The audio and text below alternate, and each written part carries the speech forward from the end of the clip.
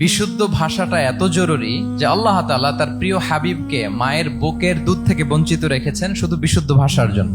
একজন মানুষ সর্বপ্রথম কোন জিনিসের প্রেমে পড়ে জানেন? কথার প্রেমে পড়ে। কথার ধরন, কণ্ঠস্বর, তার অ্যাটিটিউড, তার শব্দের জাদু, এটা মানুষের হৃদয়কে জয় করে ফেলে। তো রাসূল সাল্লাল্লাহু আলাইহি ইসলামের এই এলোকোয়েন্স ছিল। তিনি বলতেন আল্লাহ তাআলা আমাকে সর্বমর্ম বাচন ভঙ্গির অধিকারী করেছেন। মানে উনি যেটা বলতেন এটা ছিল very precise in wording but comprehensive in meaning. এটার যে দোতনা, এটার যে appeal to the heart of the people, to the heart of the listener, এটা অসাধারণ। মানুষের হৃদয়কে জয় করে ফেলতো। আল্লাহু আকবার। তিনি এমন ভাবে কথা বলতেন, কথার মাঝখানে মাঝখানে পজ দিতেন, মানে একটু থামতেন যাতে করে শ্রোতারা বুঝতে পারে। এত চমৎকার করে ওনার প্রেজেন্টেশন ছিল, বক্তব্য মালাগুলো ছিল, ফলে যারা শুনতেছে ইজিলি মুখস্থ করে ফেলতে পারত। রাসূল সাল্লাল্লাহু আলাইহি ইসলামের সবচাইতে বড় ভাষণটি ছিল বিদায় হজের ভাষণ, খুব সম্ভবত। ওই ভাষণের টেক্সট গুলোকে যদি একসাথে করা হয়, আমার মনে হয় 10 মিনিটের বেশি লাগবে না ওই টেক্সট গুলো পড়তে। তার মানে সবচাইতে বড় যে ভাষণ ওনার, ওটা কত ছিল? 10 থেকে 12 মিনিটের ভাষণ ছিল। আমরা তো ঘন্টার পর ঘন্টা বক্তব্য করি, তারপরেও তো আমরা মানুষের মনকে খুশি করতে পারি না। উনি সেই যে 1400 বছর আগে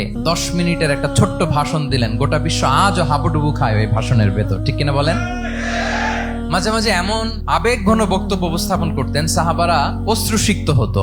আবার যুদ্ধের ময়দানে যখন কমান্ড করতেন, তখন তিনি রেগে যেতেন। উঁচু কণ্ঠে তিনি কথা বলতেন, মনে হচ্ছে একজন সেনাবাহিনীর কমান্ডার তার ব্যাটালিয়নকে কমান্ড করছেন। আল্লাহু আকবার।